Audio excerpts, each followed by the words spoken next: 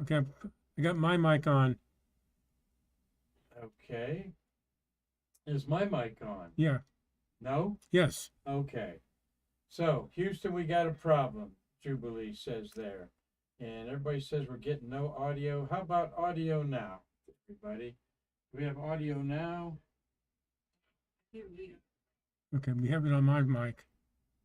Okay, there's the audio there. No audio on the. Okay.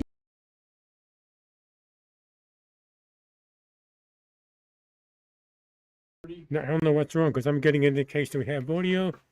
I'm giving you my mic. Okay. All right, we'll swap mics there. Thank you, Mark.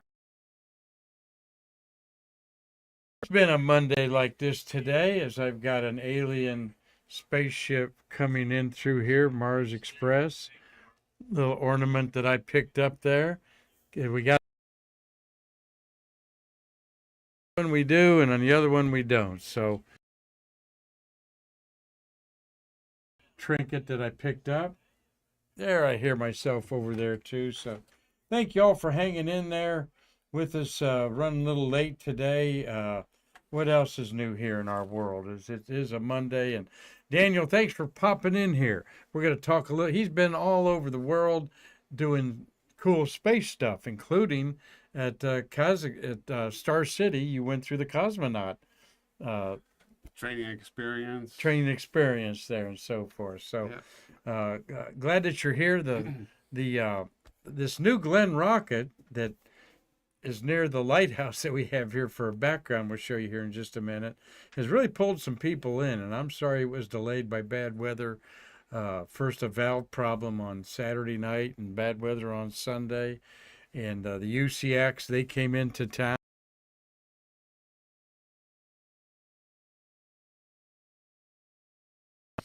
The pull of this second flight of this big rocket is kind of intrigues me a little bit, but you didn't want to miss it. No, sure did not want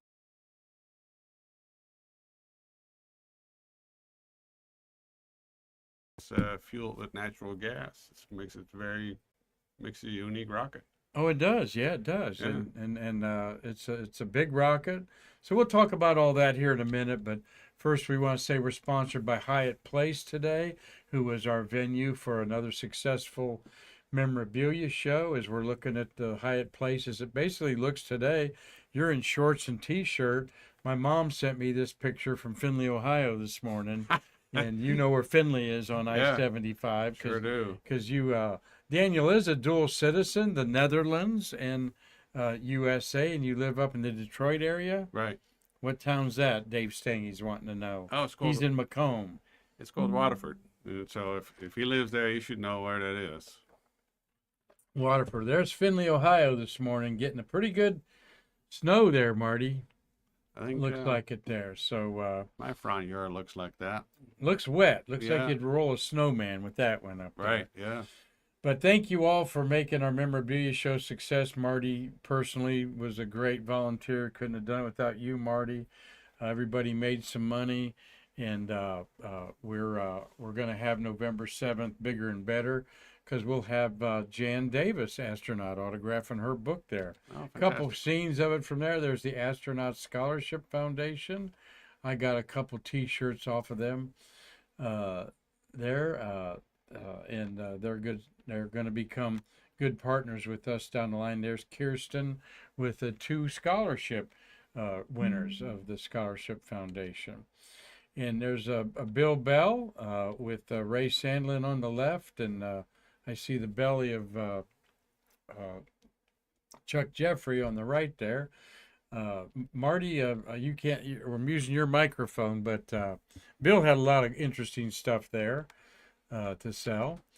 And there is Emily and Roger from the Sands History Museum. She had tons of Christmas stuff. Christmas things there. I bought this one there, very reasonable prices, and could always sell more. But there's my little Santa on a sleigh there, or maybe Connie will take that one from me, as I was also shopping for her. Anyway, thank you all for a great time. The fellowship is a big part of it, Daniel.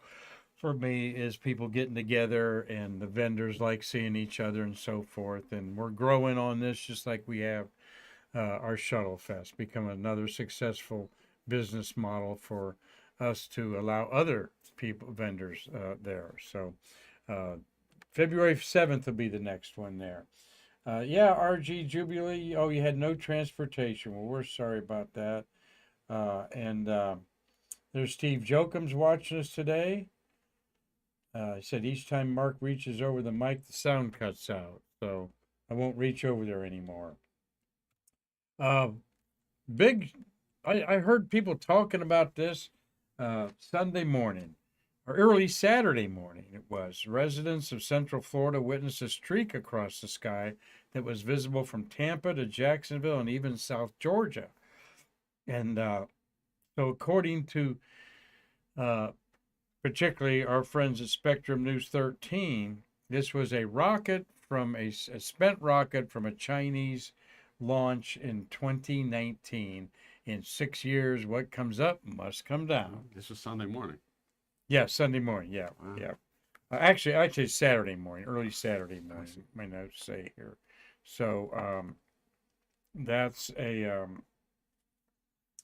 fairly confident that this was some space debris from a rocket booster. Now, what is coming down a lot are the Starlink satellites, and I asked Daniel, flying night and day, have you ever seen a satellite re-enter the atmosphere?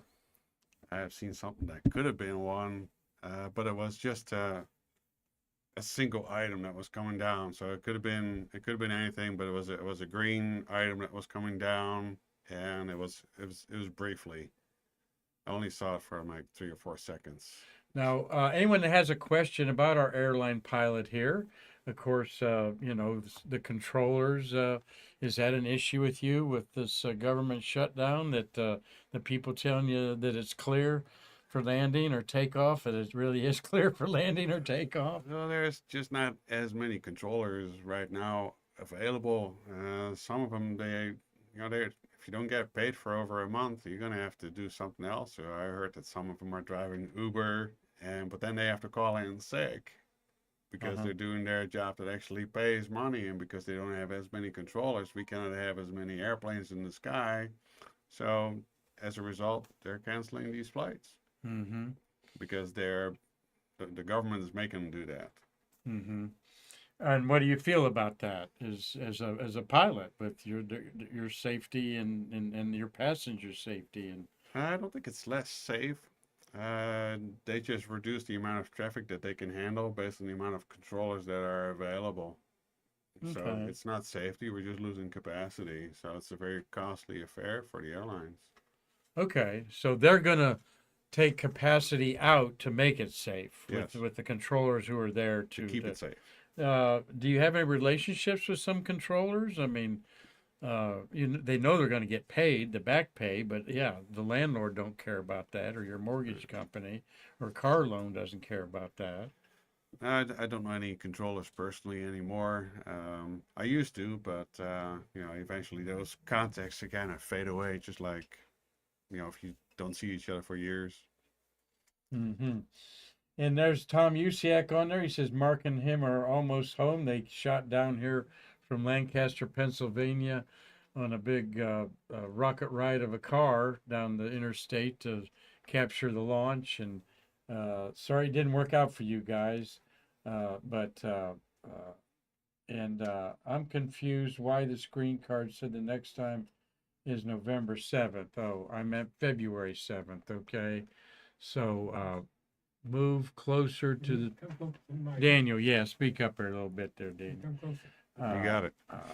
A typo. February 7th is our next show, and I'm sorry about all my typos. I've been having a bunch of typos today that got me in trouble over the Marines. Well, people But, should be in town for Artemis. But we'll commit. Pardon me? People should be in town for Artemis. Yeah, people should be in town for Artemis. Is right. Already, so. And they will be. Yeah, they can stay a little longer and attend the show. That's right. Right. That's right. February 5th is the opening for the Artemis window to the moon, and February 7th will be our memorabilia show. So already hotels are booked out that weekend, just in case that it does go that early. So, Marty, do you have something else over there? Yeah. All right, all right. So, but yeah, this I heard people talking about this. Somebody told me in the grocery store that they saw the comet go overhead. I go, no, honey, the comets aren't. You don't get to see them in the daylight, and they don't move that fast. Could have been a big meteorite, but it was space debris. So, um, and what this is going to become more common, I think, as some of these Starlinks are coming down, and other things with these constellations when they have a lifespan that they're supposed to come down, and we'll just see how that works out. Thank you, Chris Callie. Today, I did a little unpack it today, by the way, and there it is. This is an Eileen Collins montage of Chris's. He sent me 2 of them. Here's the other one. All right, I can make that like that. And there's Eileen Collins' montage. Look how beautiful that is. Her career's down over in here.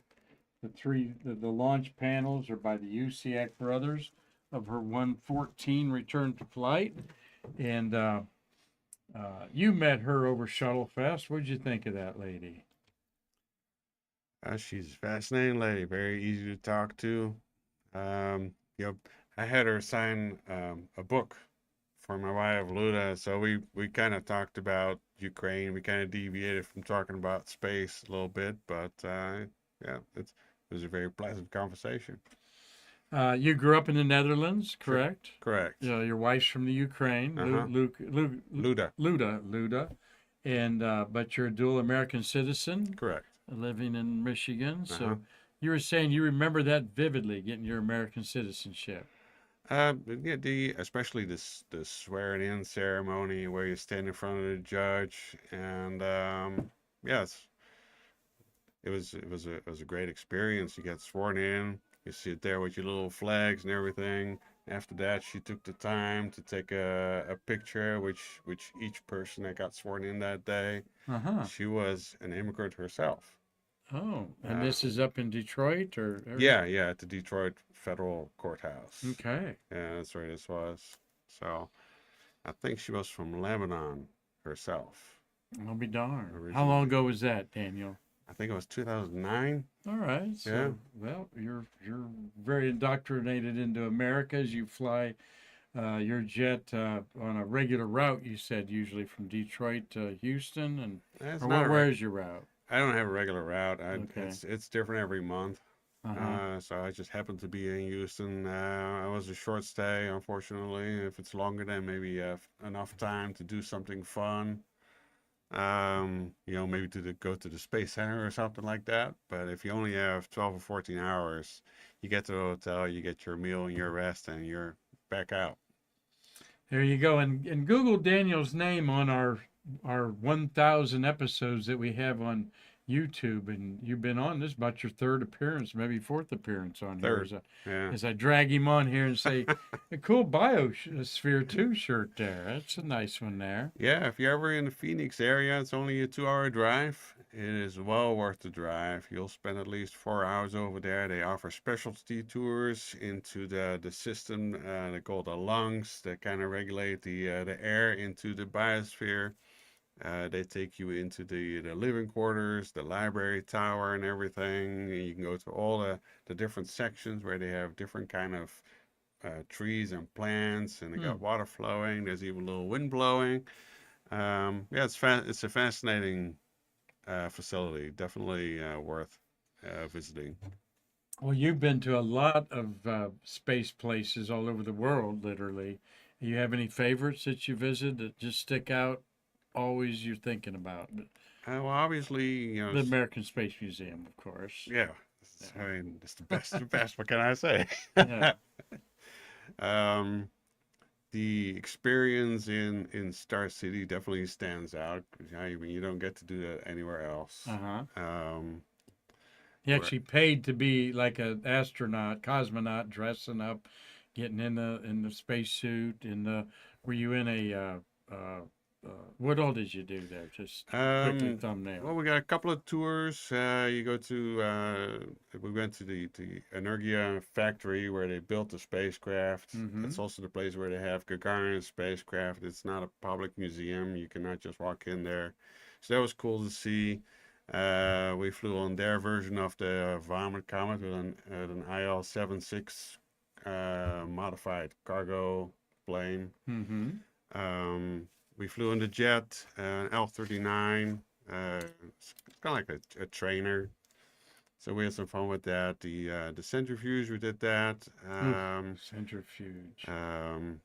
Dress up in the Sokol spacesuit and then go into the simulator where we simulated docking with the International Space Station and some abnormals where, you know, some alarm goes off, red light comes on, and it could be the CO2 scrubber that, you know, needs to be replaced, which happens to be a real pain in that airplane or in that spacecraft. But it was fun. And then there was the experience where you put on the different spacesuit that they have, the Orlan spacesuit used for spacewalking. Mm-hmm. With the hatch in the back, opens up like a turtle shell. Yeah, you enter through the back door. Yeah. And then your buddy has to shut it for you because there's no way you can do it yourself. Okay. And but there's a whole process. You gotta put on the special underwear and then the suit with all the tubes, so that kind of helps regulate your temperature. Uh-huh. And then you go in there, and as I'm looking at it, going in there, I'm like, oh, getting in there is probably okay, but getting out of that thing, I have no idea how that's going to work, but we'll see. It ends up being real easy. So and once you're in it, they teach you how all the controls work with that particular spacesuit. You know, you got the lights and the little fans that you can operate, and it's actually a really comfortable spacesuit. Huh. So it's a mini spacecraft, right? Yeah. It keeps you alive. It is a out there. mini spacecraft. That's interesting. All right. Well, good. We're going to see a couple other little pictures of you at Shuttle Fest with some of our friends there. We'll get back to Daniel here, but we're very. Thank you, Chris Callie. We've been talking about this for a while, getting Eileen in our women's gallery there, which in the back corner you see a sleeping bag that Nicole Stott slept in for 90 days during her expedition 2021 on the space station. Did you take a good look at that? I sure did. Uh-huh. Yeah, that's a very unique item, and you know, and you can get up close to it. You can touch it. It's just even the coffee spots are still on there from her. Yeah, mission. there are. Yeah, So- we probably shouldn't let people touch it, but Probably not. we're redoing our women's gallery. We'll still have the women in there, but we want to tell the story a little better. And boy, Eileen Collins, Chris Callie's work in there sure makes it pop there. And by the way, that's Eileen's shirt, a pink shirt, and that's Kathy Thornton's blue suit there. And we have Eileen's handprints there on the table with Kathy Sullivan and Sally Ride. So there's a good shot of that space suit that Nicole Stott slept in there. So cool to have that. Well, this is the 250th birthday of the United States Marine Corps, and I made a few typos on the Facebook page today that I got called out for, and also got called out for somebody that I didn't put on our I'm sorry, that says 1945. It was a typo. I didn't correct this slide. It should say 75. And the corrected version, this version's got Doug Hurley on there twice. 27 American astronauts have served in the U.S. Marine Corps, and there are most of them there. There's one not on there that I was called out on, but I left them off for a reason. But we'll talk about the only Marine Marty that was a NASA astronaut who died as a NASA astronaut, active duty U.S. Marine Corps member at the time of his death, and the only Marine astronaut to die in the line of duty. And that would, of course, be C.C. Williams there. We'll talk about C.C. Williams in a minute, but what a bunch of notables there. Of course, John Glenn with his first flight, one that a lot of people know very well, but all the way down to Jasmine Mogali and Nicole Mann, both commanders of Crew Dragons. They were Marines on there. Fred Sturtkow is now working as the last name on there. He's working for Virgin Galactic on there. Yeah, So, I met Randy Breslin. and there's my daughter Jessie, who says, like and share, everybody, stay curious. So good to see you, McKinley and Macy there, my granddaughters. They have a little sprinkling of snow in Tennessee today up there too. So, and there's Chris Callie says he'll sign a number the Eileen canvas when he gets there. So thank you very much. Yes, Jubilee. The February 7th show is at the same hotel there, our friends at the Hyatt Place. And hi to Bryant 3825, Freeway of Others there, Doug Forrest, Bennett Scarborough. Good to see all of you joining us today. So 250th birthday of the Marines. And hoorah to Marty Winkle, our Marine here in the room. Thank you, Marty, for your service and to our country. He was in the first wave of Vietnam. All right, how's that for being a Marine going in first in the Vietnam War? So, but C.C. Williams here, here, let me get a little, yeah, let's see. Also, Gordon Cooper was a former Marine in the United States Air Force on there. So, C.C. Williams was born in Mobile, Alabama, September 26, 1932. He died October 5th, 1967, Daniel, at age 35. He was one of our Apollo astronauts, all right, and Auburn University, though he never was in a space flight. He served as backup for Gemini 10, all right, and he was selected to be a lunar module pilot for Apollo 12, commanded by Pete Conrad. And following Williams's death in 1967, Al Bean took that over. There's CC at there. And there he is getting ready to do a vomit comet test of a spacewalk there.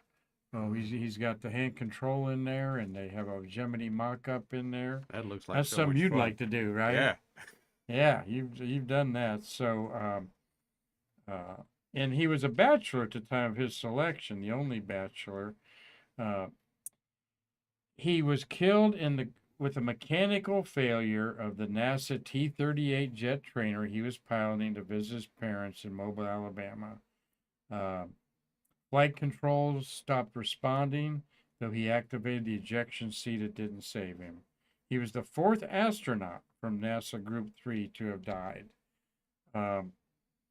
The other ones were Charles Bassett and Theodore Freeman, also killed in the T-38 flight, famously hitting the building at McDonald Right. in St. Louis.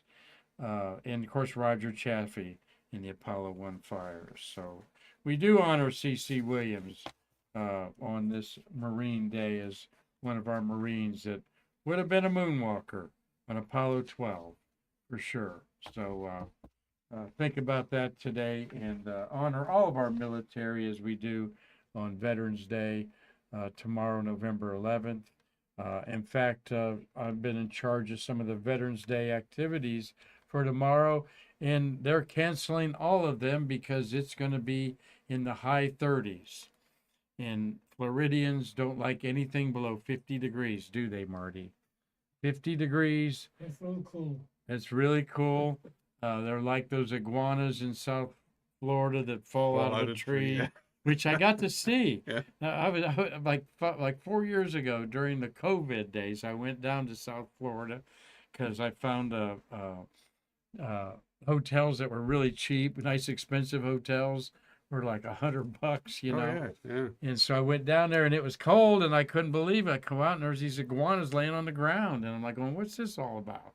And I didn't know that. And yeah, they really they're cold blooded, so they Right. just shut down and That's kind it. of kind of weird. So we'll have a lot of Floridians shutting down tomorrow, as it's expected to get in the high 30s tomorrow, in here, and but then it's going to be 80s by the weekend. So If you warm up on Wednesday, it's gonna be sunny all day. yep, Yeah. should warm up pretty good on there. So what else we got to talk about today is we wanted to also give some love to the family of Rick Hauk. Add Astra to him. He died April 11th, he died November 6th, excuse me, 2025. 3 flights, STS 7, 51A, and then, of course, the commander of the return to flight. He has a book called To Mach 25 and Home, which, of course, Mach 25, 17,000 miles an hour, that only astronauts have gotten that speed there. And so big kind of, he was 84, so it wasn't a tremendous shock, but it has rippled through the community as such a popular astronaut. And here's a little Facebook post there when you've got Jay Honeycutt saying was Jay said there. I forgot to bring that up.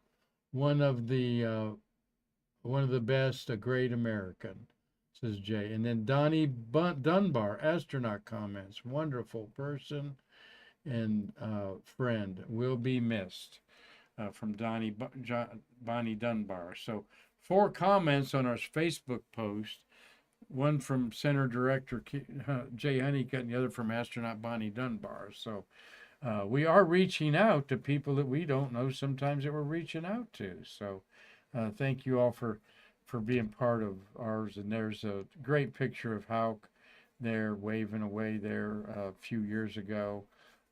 What a responsibility he had as a commander of the return to flight. Oh yeah. You can maybe, is there some way you can relate to that as a pilot of a plane, like you're given you're going to pilot a maiden flight of a new model or something? No, I can't say I've experienced that. Okay. No, not really. It's no. Well, you certainly met a lot of astronauts. This is one I've never met, and hope that we have his handprints here in the Space Museum, which is really interesting. Well, the current events is all about this Launch Pad 36, which sticks out there at the very end of Cape Canaveral, the first one there along Rocket Row, the famous pad where over 400 Atlas rockets launched, and all those are laying in the ocean. Okay, where this one's supposed to come back, the New Glenn first stage, and then the second stage, sending a payload to Mars, 2 identical atmospheric probes that are going to orbit Mars. It's going to take 11 months to get to Mars. Now, this is the window every 2 years when we have an opportunity to launch things to Mars, because it's the shortest trip, the way Mars and Earth are lined up. And there is what we have behind us here is the Cape Canaveral Lighthouse, and there's the New Glenn rocket about 1.5 miles away. All right. Have you ever been out to the lighthouse on the tour and Hangar C? I've been to the lighthouse once, yeah. Okay. And Hangar C, we drove by it, but we didn't walk into it. Or Oh, you didn't anything. go in there? Yeah. That's where they have all the old Snarks and Matadors and other old-timey rockets that made that area great. There's Carlton Bailey's shot of the New Glenn rocket on pad 36. You can really see it well from the beaches, Cape Canaveral and Cocoa Beaches there. And I don't know if that, I think the rumble and the groundswell could possibly damage the lighthouse. They've moved the lighthouse before, but of course, if it is damaged, I think some of your Amazon money that's going to build that complex will help repair it. I'm sure Jeff is willing Yeah. to I got some contribute. Amazon stuff waiting for me at home today, I think. How about you? You a big Amazon shopper? On occasion, but not huge. Well, I thought of a couple things I needed to buy, and I need to either go to Target or Walmart to go get them. And I just thought, you know what? Just order it. Just order from Amazon, Yeah. man, and I did. So I remember 35, 40 years ago when computers were just starting to get into the homes that few people said, you'll be able to order your groceries or anything you want and delivered right to your door. And I'm going, That's true. not in my lifetime. Right. And But here you are. But here we are, man. It's awesome. It really is awesome. There's a Carlton's shot of the rocket, but what we're really seeing is what they call the strong back. That's what they rides out to the pad and erects the rocket. They goes out horizontal and then they lift it up vertical, unlike the old rockets of Saturn and Mercury and Gemini where they just took them out. Or even SLS. Yeah. Now you got to see that up close at the Kazakh. Did you go to Kazakhstan? Yeah, I did. Yeah. What was that like? It's a very cool experience. When you go there for a launch, it's a 5-day trip. Oh, really? Yeah, I mean, you arrive there, and then the very next day, they take you out to their version of the assembly building. They also do it horizontal, except they use a train to get it out to the pad. And then once the train leaves, 7 in the morning, they take it out to the pad, and then they erect it over there. You get to see all that, and then they need a few days to hook everything up, test all their connections or whatever else needs to be tested. And they use that time to show you around the rest of the base. So you go to some of the other launch pads that they have there, a couple of museums, and then there's the launch, and then after that, then you leave. So yeah, it's How close were you for the launch? First time we were a lot closer than the second time. It was kind of a mess the first time when we were there for a launch. They just dropped us off at some grass field. Really? Yeah, and they had a tent with a TV where you could watch it a little closer if you wanted to, but who wants to do that? You want to be out there and see it with your own eyes. So yeah, it was the poor crowd control. They said, you cannot walk any further than this point. And then we waited till that patrol disappeared into the darkness, and then we moved on. Okay. And the second time, they just dropped us off in the city somewhere of Baikonur. And you still get a good view, but not as good. And I didn't feel any vibrations in my chest or anything like that. So we were a lot further away the second time. Tom Usiak's watching. He photographed Norm Thagard's launch back in the 1990s, and it was so cold that his the grease of his lens froze up, his telephoto lens, and he couldn't focus it. It does get cold up there. The first time we went out there was in March. It was also the first time I ever saw a frozen river.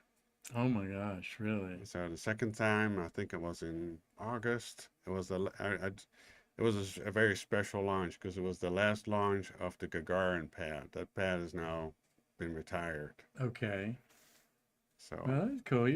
There's some history there. I've also heard people be there where it's so hot that the asphalt was like spongy beneath their feet. yeah. And Mike Baker, our astronaut friend, twice a pilot, twice a commander of the shuttle, spent almost 3.5 years as the director of operations in Russia. He said his first launch, when they took him out there to see it, he kind of thought like, gee, it's like T minus 30 minutes. Are they going to come and get us and take us further back? Because we're pretty close. He said they were less than a mile away. Right. And he's like thinking, I think they're going to come and get us and move us back, and they didn't. Right. In there. Did you experience that? The first time more so than the last time, and I only think that they moved us for security reasons. They just wanted to have more control over the crowd. Mm-hmm. But their safety rules and all that. It seems to be it's not like it's unsafe, but they don't have all these rules like we have here, like the cumulus cloud rule and Right. things like that. Lightning rule. Yeah. Well, Um, they launch. Bake said they'd launch. He's seen them launch in the rain and oh snowstorms, yeah. because all they want to get is that 2.5, 3 miles above the cloud layer. As an airplane pilot, you know that you're getting above the what am I saying right? Get into the stratosphere. Yeah. Yeah. Now, uh, it's for the Russians, it's either a technical issue or it's the upper winds. Okay. Okay, you cannot fly into the upper winds if they're too strong or if there's too much wind shear going on, because even the Russians know their rocket will break in half, and we wouldn't want that. Right. But other than that, it could be snowing sideways. Yeah. They've had a fabulous record though of crewed launches, and other things, of course, on there. So. Well, like I said, a lot of people come into town for the launch of this second flight of a new Glenn rocket. This one, a pay for money launch. We'll see how it goes once they get it off on here. Now, over here at Spaceview Park, just a few blocks away from us, is not the ideal site to watch this because this is on Cape Canaveral, further east of us, and so you're not going to see even the liftoff of the rocket until it clears the tree line from over here. But still, we're going to hear it, and it'll be close enough. And like our good friend Ozzy Osbourne used to say, after that first 10 seconds, everybody's looking up anyway, so you don't care where you're all about equal playing field there. So, yeah, that being at 3 o'clock in the afternoon, Wednesday, when we're going to hit a Stay Curious program, I'll probably have to watch it from over here. So, good luck to all your friends watching it there, including John Tilco. Hope he has a good some remotes there, and of course Carlton Bailey. We'll be wanting to see pictures of it from Carlton on Thursday. There you are, a big Spirit Airbus there. When did you start flying commercially for a living, and how much has it changed? I started flying commercially in 1993. Okay. So you Yeah. got 22 years. Yeah. Or 32. No, wait, 32 years. Right. Yeah. Yeah. Carry the one. Yeah. 32 years there flying. So how's it changed in 3 decades, Daniel? 9/11 was when everything changed significantly. You could do. I remember flying in an old piston-powered cargo plane, a Convair 340, and we were approaching the Niagara Falls. I'm like, oh, this is really cool, and we're not pressurized. We're at 10,000 feet. It'd be cool if we could do a 360 and get some good shots. And so we requested that from air traffic control, and they're like, yeah, go ahead, make a 360, and then after that, you'll be on your way. Huh. Nowadays, you cannot even dream about something like that. Okay. Yeah, it's now they have all these areas that they protect. Just an area like that, or a football stadium, or anything else where there's a lot of people. Those are restricted areas now. So everything is controlled a lot more tight. So that's changed. Your corridor, you're saying, is a tighter corridor that you have to fly in Yeah, now. right. Mm-hmm. You For know, safety. And then the Interesting. TSA was invented. Before that, if you want to watch airplanes from a concourse of any airport, you could just go through security and do that. Mm-hmm. So, And Steve Jokins is saying he'd watch it from the Cocoa Beach Pier, the launch we're talking about there. And someone has manned space. Mitch Rothman, he wondered if Daniel has any thoughts on the cause of the recent UPS tragedy. What type of aircraft are you qualified on? I'm qualified in the Airbus 319, 320, and 321. So the UPS aircraft was a McDonnell Douglas MD-11. I mean, they call it a Boeing now since Boeing acquired McDonnell Douglas. Mm-hmm. Anything is up to speculation. The only thing that we know for a fact is that the left engine departed the airframe about halfway down the runway. It is still on the airport property. Oh, is that right? The left engine did come off completely, huh? Yes, right along with a part of the pylon. Wow. And then we know that there was a bell that went off in the cockpit for 25 seconds until the recorder stopped recording at impact.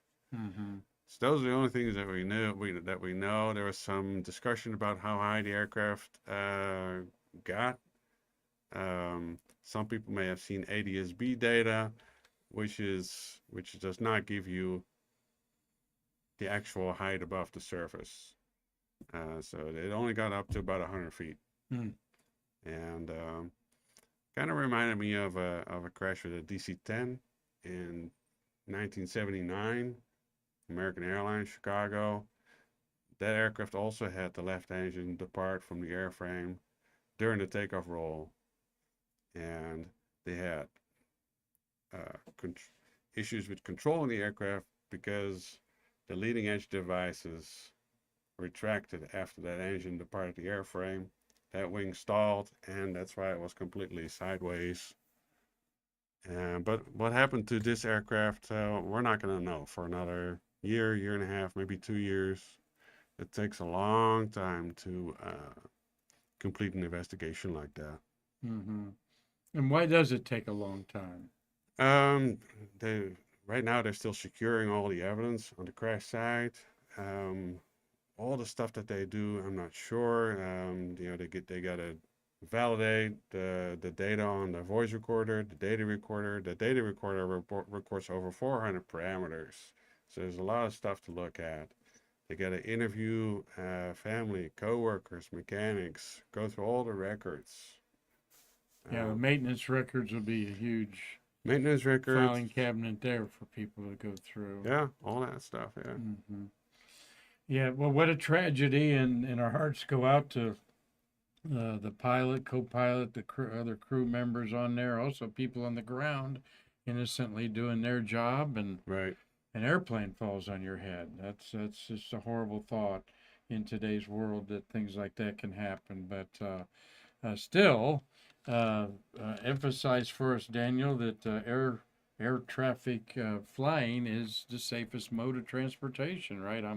I'm safer flying with you anywhere than hopping in my car and going to Tennessee to see my grandkids and daughter. Oh, definitely, yeah. The statistics speak for themselves. Mm-hmm. So it's everything is watched so closely. It's regulated tightly. I can vouch for the maintenance on all the airlines that they have top-notch maintenance. The training of crew members is very thorough, and yeah, and they don't just get one training. They train every year. So I'm about to go in myself Mm-hmm. for ground school and exams, and at Okay. least 3 days in the simulator. Well, really, that's 3 days in a simulator. Yeah. Interesting. Hmm. Okay. Well, that makes you feel good. What makes me feel, I'm not a big flyer, and so I kind of get the heebie-jeebies a little bit when I jump on an airplane, though I know it's safe. But then when I see pilots like yourself and Marty, all these astronauts that just jump on airplanes have come like Don Thomas flying 2 or 3 times a week from Baltimore to Orlando to come over here and talk. I mean, it's just it makes you feel good that this mode of transportation is amazing. The statistic that blows my mind is sometimes they'll show it on one of the morning shows at 7 o'clock in the morning. There's like 5,000 airplanes in the air over our country, and they show all the little airplanes on all the maps Yeah. up there. It's just, and I go, gee, 5,000 times 200 passengers, or more. A lot of this is every day.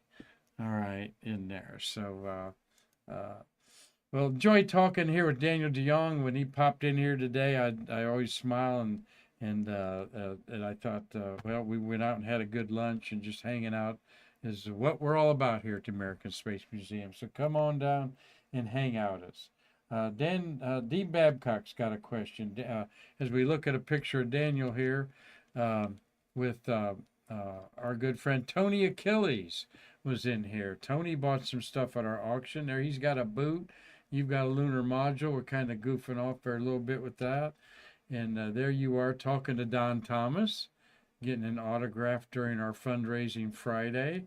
Uh, so this is Shuttle Fest. So, you got to hang out with Don a little bit there. Did you swap any stories with him? And I'm sure we did. I don't know. I can't remember what we talked about over there, but I do remember it was a great conversation. We may have talked a little bit about aviation as part of the introduction, that kind of leads into that. Mm-hmm. And there's Joanne Morgan, who did a tremendous talk on Friday night down there. Quite a lady there. You're next to a real NASA legend there. Yeah, it was great for her to come out. And then Eileen Collins and you there hanging out there. I believe we sent that picture to your wife, Luda. And Dean Babcock wants to know, Daniel, what sparked your interest in aviation? I was fascinated by airplanes ever since I was about 6 or 7 years old. And at some point, one of my neighbors, he took me for a ride in a car. We drove by this naval air station, and that's the first time I saw big airplanes close up. It was a P-3 Orion base. Mm-hmm. And later not much later after that, we went for another drive, and we drove by the Amsterdam airport. And I remember seeing a Boeing 747 for the first time, South African Airways. I was sold after that. How old were you? 8, 9, 10, something All like right, that. okay. Yeah. Elementary school. You knew what you wanted to be. Yeah, but for the longest time, I didn't think I was going to be able to, because, you need to be super high educated, and you need all this money to go to flight school and this and that, and I need glasses, especially the glasses part, it's like, there's no way. But the only thing that my glasses kept me out of was an F-16, so. Oh, really? Okay. Well, sorry you couldn't fly an F-16 out there. Michael Bruno has an interesting stat. He said you'd have to fly every day for about 100,000 years to experience a fatal accident based on current safety statistics for commercial aircraft. I feel much better now. Do you fly, and Bryant wants to know, do you fly to Sun in the Fun? Sun or and Oshkosh? Fun? Yeah. Yeah. Or Oshkosh Air Show. I have not been to either air show. And Okay. I've even lived in Wisconsin for a year. Oh, okay. So, Well, that's the Experimental Aviation Association, EAA is Oshkosh's big thing. My dad was a crazy EAA guy. okay. If it had wings and a propeller, he'd jump in it. And he crashed at a couple of those. He jumped in, lived to tell it. But yeah. Well, they brought out their trimotor. The EAA's got a trimotor, and they brought it out to Pontiac Airport, which is in Waterford once. And so I got to actually fly that, which was really cool. So that's officially the oldest airplane in my logbook now. It was built in 1929. Oh, yeah. Have you been to the Air Zoo in Kalamazoo? I have not. Okay, you gotta go to the Air Zoo in Kalamazoo. The gal that runs that, I forget her name. She's been on the show. She wished me a happy birthday last week, and trying to think of her name off the top of my head, but I can't. But it'll come back to me. Well, I hope you're enjoying looking behind the scenes here of a real airline pilot that flies the friendly skies. I know talking to me about getting up at 3:30 in the morning doesn't appeal to me at all, but I guess you got to get to bed when the chickens go to bed. So Yeah, there's pros and cons to that. I prefer to get started a little bit later, but you take what you can get. yeah, and then your day's over with. Right. In there. So Mitch Rothman of Manned Space, you met Mitch at Shuttle Fest. Sun and Fun is also a big EAA event at Lakeland, Florida Regional Airport. So maybe check that out someday. I love going to air shows and all the energy and fun that goes with them there. So, well, we're wrapping up this segment of stay curious. 13 humans orbiting the Earth right now, Daniel. We've had 640 humans in all eternity, as Hugh Harris, voice of NASA, used to say. 83 of them are women. And we were thought Shenzhou 20 was coming back Halloween Day, but they have got a problem where there's a suspected debris impact on the space capsule. They're pretty tight-lipped about it, as the communist country is about many things. It's something that they can apparently visually see, and they're not talking about where it's at. Has it depressurized the spacecraft or whatever? Well, if they can see it, it's got to be sizable. Yeah, yeah, and just something that we're going to be dealing with more and more as we look at the moon there. Let me go back there. Dealing with more and more space debris hitting objects that we don't want them to hit, like frequently Tiangong, the Chinese space station, and our International Space Station have to move up or down in their orbit to miss some debris.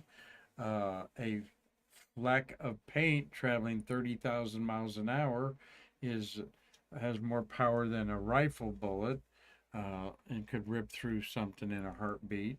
So these are things that aren't good news. As you and I were talking, China, however, does have a backup situation where there is always available a Shenzhou spacecraft at their launch pad site with a rocket that could be used and launched within 8 or 9 days, is what I read.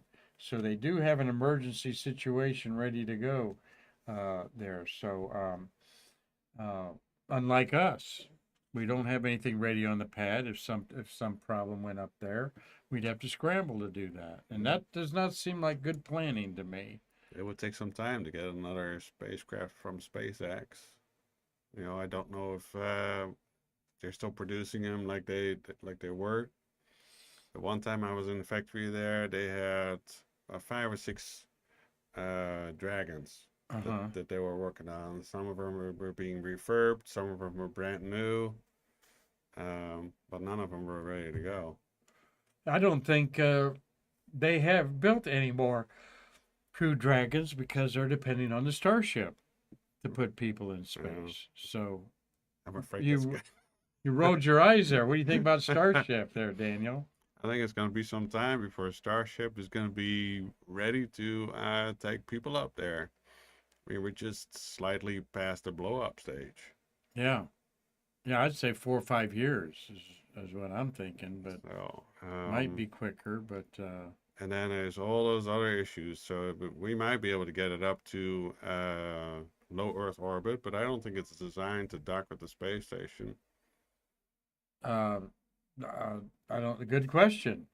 I don't know if it could be adapted or is designed for that exactly. So, and they're wanting to bring the space station down by 2030. Then where's everybody going to go? New class of 10 astronauts, where are they going to go? Where are the Russians going to go with their cosmonauts? Are we just going to be satisfied orbiting Earth in a little, small spaceship? I don't know. Well, the Chinese are well on their way to the moon. Yeah, And they are. we better get with the program to catch up. There you go, says Daniel DeYong on there. Well, thank you all for watching today. I wanted to, I didn't look up and see how old the moon was today, but I think the moon is about almost 21 days old, which means it's close to last quarter. And that means for all of you who want to do some stargazing, this is going to be a good week and weekend for it. And so to talk like an amateur astronomer, the moon's 21 days old, I think, tomorrow. So make it 20 days old today. So it's going to rise about midnight. So you've got the evening, plus with the daylight savings disappearing, and we're on Eastern Standard Time, it's getting dark at 6 o'clock at night. So you can go out and do some good stargazing. Here is the interstellar comet. Number 3, it has a nice tail. No aliens on it there. Certainly isn't an alien spaceship. If it was, they'd have done a U-turn and come back in took a bath in our oceans here. I mean, I'm telling you, anything alien with alien people on it would definitely want to come by here and not blow by us at 30,000 miles an hour. Actually, it's going at over 100,000 miles an hour. I think 200,000, the fastest object to ever go through the solar system. Like a man-made object? No, this is a comet Or a from comet? another solar system, I have no idea from how fast another they go. star. Yeah, they go over 100,000 miles an hour.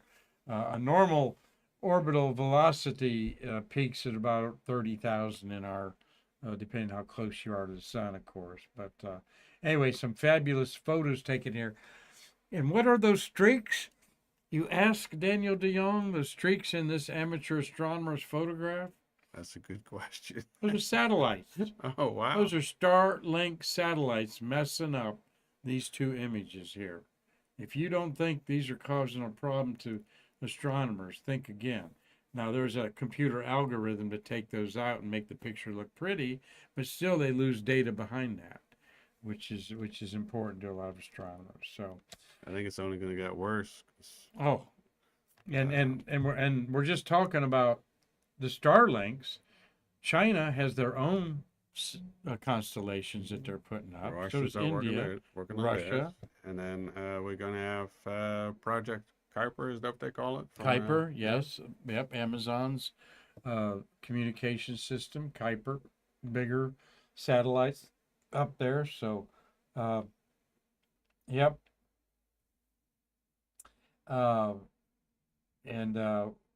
Well, we don't know if a Starship can be part of a new space station or not, and that's what I always think about it there. But why are they launching so many Starlinks? Because they want to create a complete envelope around the Earth of cell towers. These Starlink satellites are cell phone towers that we used to see hanging off of everything. We don't see that so much now. Well, my phone will connect to Starlink if it loses cellular or Wi-Fi. Your phone will? Automatically, yeah. Really? Mm-hmm. What kind of phone's that? It's an iPhone 17. iPhone 7. Listen to these iPhone guys. Always arrogant, aren't they? Really, an iPhone 17 will automatically connect to Starlink satellites if you don't get service. Wow. Mm-hmm. You pay an extra $2 or $3 for that, probably. It's part of the T-Mobile thing. So well, I didn't know that. Well, the idea is to get internet access to remote areas, and there are a lot of remote areas of the world that they don't get internet access. So, well, one final stargazing note is that there's going to be a dark sky night, and here is the map for November. And Daniel, that blue line in there is the Milky Way. All right, and you're like going, the Milky Way, but Mark, Milky Way is June and is summertime. No, it's not. That's an urban myth. Milky Way is a lot more prominent in September, October, November than it is January, or June, July, and August, when you've got to wait till about midnight for it to get overhead. It's overhead right now. You got a good clear sky. It's going to set in a couple hours, all right? And we've got directly overhead Pegasus the horse, and the north is the W or M shape of Cassiopeia. And then all the big boys of winter are starting to rise, and we'll start to see them.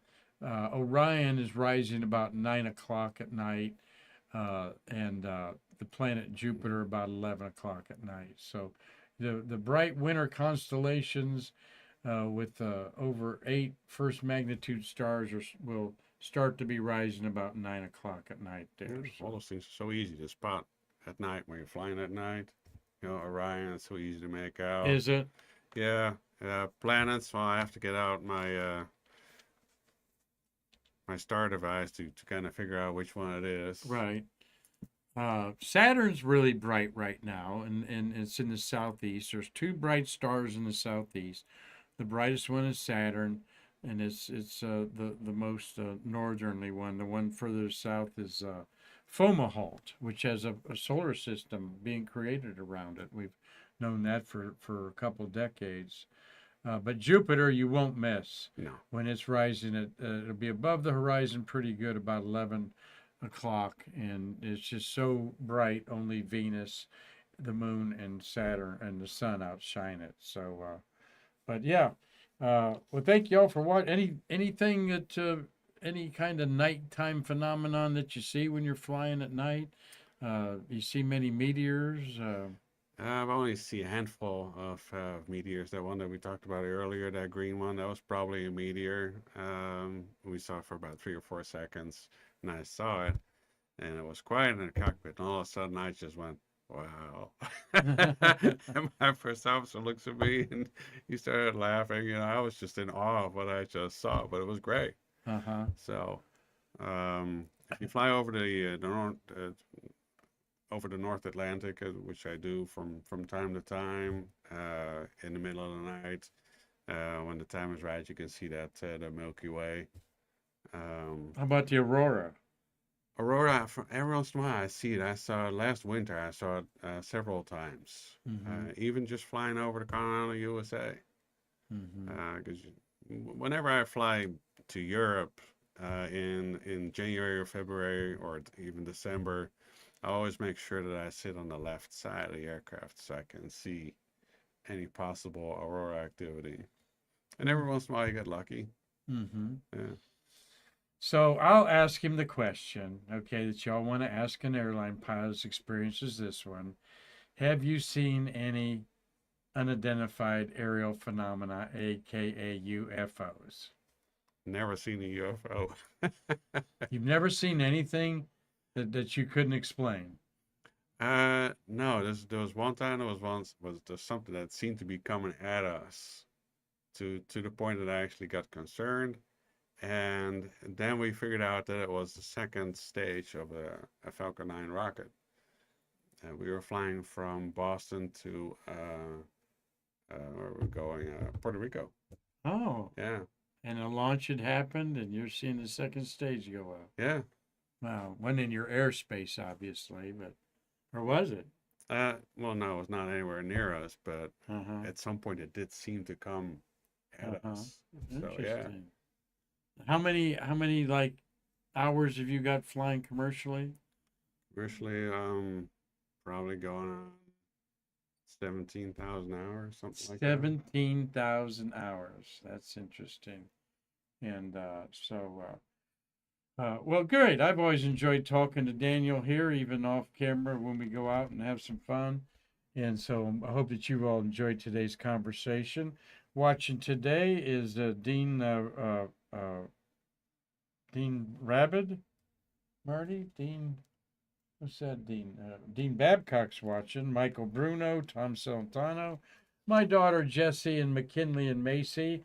Good talking to them today. Bryant 3825, Freeway of Others is watching. Gary Gerald, you'll meet Gary at this next Shuttle Fest. Doug Forrest, who you met. Bennett Scarborough is in the UK. No, he's in North Carolina, Bennett Scarborough. Mark Usiak and Tom, almost home from a quick U-turn that they had to do on a scrub down here. They were going to photograph the launch. Robert Law in Dundee, Scotland. Carlton Bailey over at Canaveral Groves, about 20 miles from here. Cliff Watson, God bless you, Cliff, down in Pomona, Australia. Steve Jokums up in Illinois. Chris Calley over in Connecticut. Tom Usiak, as we said, with his brother. Mitch Rothman. Dave Stengy up in Michigan. He said it's rather chilly up there. It is. And RG Jubilee. What'd you think of tell the UCX what you thought of their remote camera display we have here in our gallery? I thought it was a real cool exhibit. Very unique. I have never seen an exhibit like that in any museum. It's something that people typically wouldn't think about when they go to a space museum. They might not even know that's a thing. Remote cameras and where they set them up and how they set them up and how they work and everything. So I think it's a very good and unique exhibit. It's great. Thank you. We feel the same way. We don't always try to be unique, but we try to be authentic. And what a great addition to our shuttle gallery. Thank you, the UCEC brothers, for the Hasselblad equipment there. of course, Steve Nolte, their partner, and Bob Preston are kind of the brains behind the electronic part of the sound system and so forth. So uh, thank you guys. And so thank you everybody for watching today. Let's see if I got any final comments. Sorry for going on late and sorry for the audio problem, but we'll work all that stuff out. And you hung around anyway to stay curious today. So, Daniel, thank you so much for your willingness to come on here at the last minute. It's always interesting, I think, to our friends to see people that just hang out here at our museum with us. And you've done that today, and we appreciate it. Saw the unveiling of the Eileen Collins, Chris Calley print and montage in our gallery today. So that's a big deal for us, and thank you, Chris, for doing that. It certainly brightens up that room. So let me just go back to that real quick. That's a good way to go out there with newest part of our museum is this beautiful Chris Calley montage, which you'll be able to buy soon as we make it available to the masses out there. Chris Calley, a master now at these montages. Down at the bottom in the right-hand corner, some pictures of Eileen's career, and then the launches of STS 114 taken by the Usiak brothers. So appreciate you. Thank you so much, Chris Calley, for all you do for our museum. Thank you, my friend, for being here. Marty, thanks for getting through our day today pretty effortlessly. And thank all of you for watching. And until tomorrow, I'm going to say I'm Mark Marquette, and I can't wait to see you in our museum like Daniel popped in, or on our YouTube channel tomorrow. To what? To bridge the space between us. Thank you so much.